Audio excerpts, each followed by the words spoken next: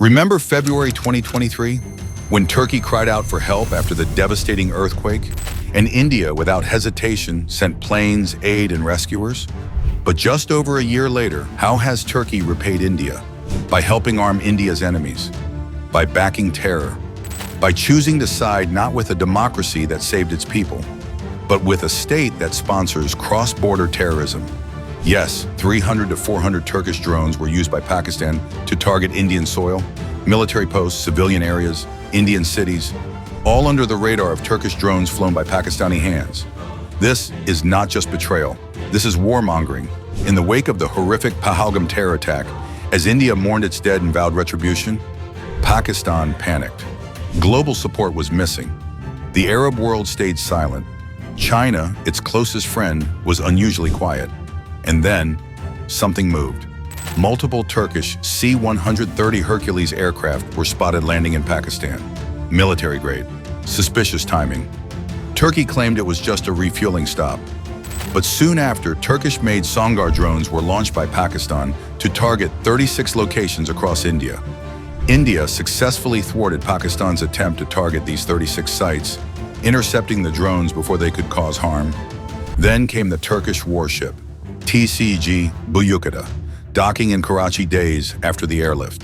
Again, Turkey claimed it was a routine visit. Routine or calculated military signaling? Meanwhile, President Erdogan, the only world leader, met Pakistan's prime minister right after the terror strike. And what followed? Not condolences for India, but praise and unwavering support for Pakistan.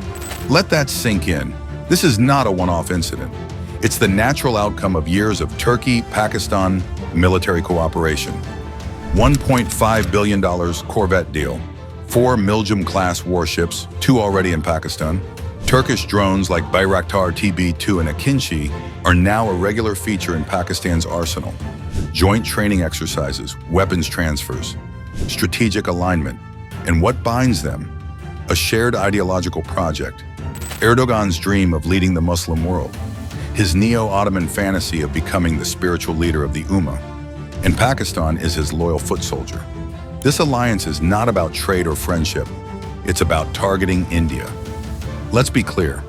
Turkey was one of the first nations to recognize India's independence in 1947. There have been decades of friendly ties. But under Erdogan, that's changed. He's raised the Kashmir issue at the UN multiple times, sided with Pakistan after Article 370 was abrogated, and now he's arming a country that sends terrorists across India's borders. But India is not sitting idle. India is building defense ties with Greece, Turkey's longtime rival. India has signed major arms deals with Armenia, countering Turkish-backed Azerbaijan. India is deepening strategic ties with Israel, France, and the UAE, all wary of Erdogan's aggressive posturing. And now the backlash is going economic. Boycott Turkey is trending across India. Public anger is spilling into trade. Indian importers are canceling orders. Tour operators are shifting away from Istanbul. Bilateral trade, which stood at over $12 billion annually, is at risk of a sharp decline. And if Erdogan thinks he can target India without consequences, he's about to see how a democracy retaliates through its market, its diplomacy, and its alliances. So here's the hard question. Why is the international community silent on Turkey's double game?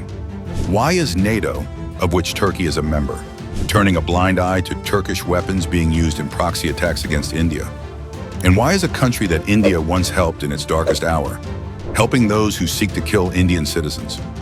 This is not just geopolitics. This is moral hypocrisy. India will respond. India will remember. Because when a friend turns into an enabler of terror, the silence must end. Turkey's drones may fly over Indian skies, but India's eyes are open and India's resolve unshaken. President Erdogan, you have made your choice, and now India will make its move.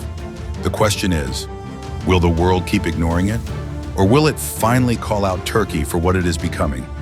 A silent partner in Pakistan's terror campaign. This is not just about drones or diplomacy. It's about betrayal, ideology, and the price of misplaced loyalty.